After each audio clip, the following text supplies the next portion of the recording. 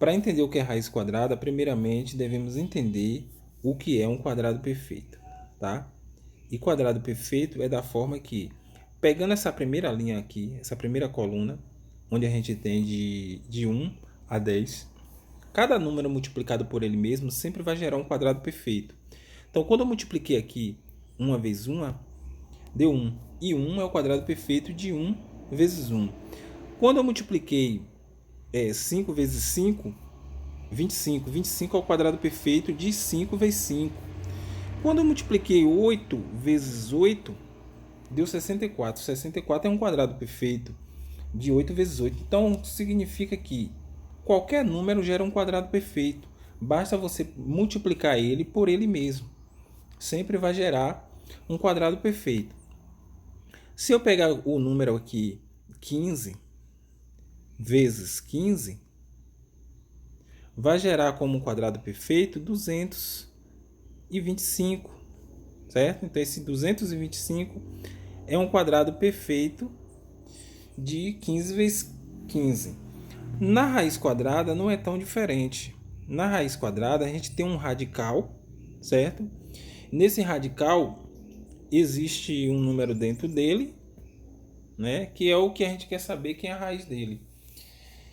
Bom, e se olharmos aqui para o quadrado perfeito, a gente tem que 10 vezes 10 é 100. Então significa que 10 vezes 10 é 100, então a raiz de 100 é 10.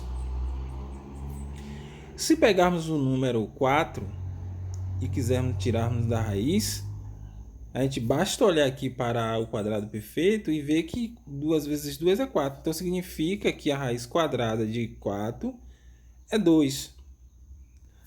Mas, olha só, alguns exemplos, quando vem para entender o que é uma raiz quadrada, ele é do tipo, por exemplo, 2 elevado a 2. Isso significa que para sair da raiz, o 2, aqui como esse 2 aqui como expoente, ele tem que coincidir com o 2 daqui, do índice. Então, significa que se eu tenho 2 aqui no expoente, eu tenho que ter 2 aqui também no índice. Para que eu possa estar cortando 2 por 2 e o 2 sai do radical como raiz do número 4. Então, perceba que 2 elevado a 2 é igual a 4, certo? Então, é por isso que a raiz de 4 é 2. Para exemplificar melhor, vamos ver outro exemplo aqui. Se eu tenho a raiz de 9 e eu quero saber quem é a raiz de 9, basta multiplicar um número por ele mesmo, certo? Que dá 9. Só que 3 vezes 3 é 3 elevado ao quadrado. Então, eu posso substituir o 3 elevado a 2 no lugar de 9. Como 2 no expoente coincide com o 2 que está aqui, toda vez que a gente não tiver número no índice, o índice ele vai ficar sempre aqui, ó.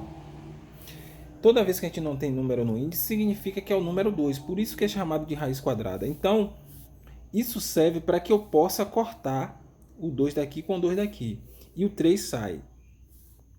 E aí eu tenho que a raiz de 9 é igual a 3. Porque 3 vezes 3, ó, 3 vezes 3 é igual a 9.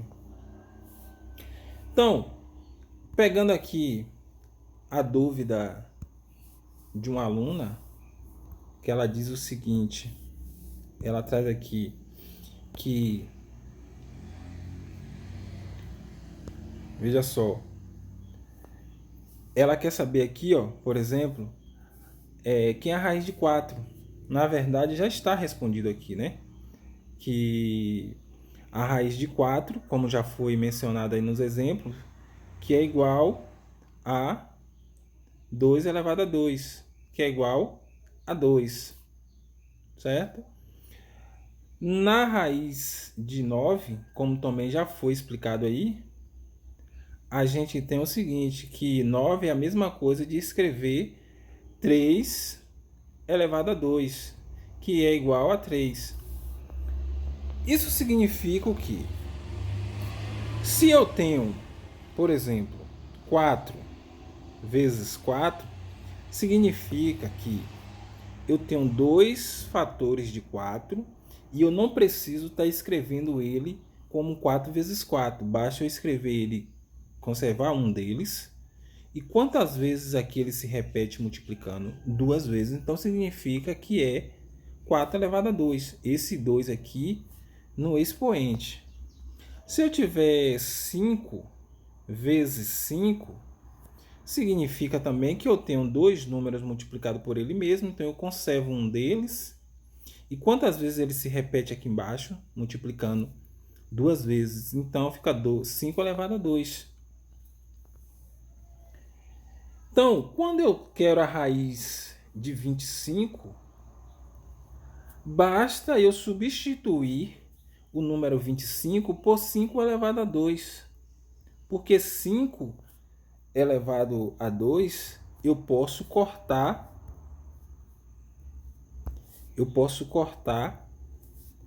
o 2 daqui com 2 daqui, que dá 5. Então a raiz de 25 é igual a 5 elevado a 2, que é igual a 5. Basta entendermos um pouco, voltar aqui nos exemplos de quadrado perfeito, ó, certo?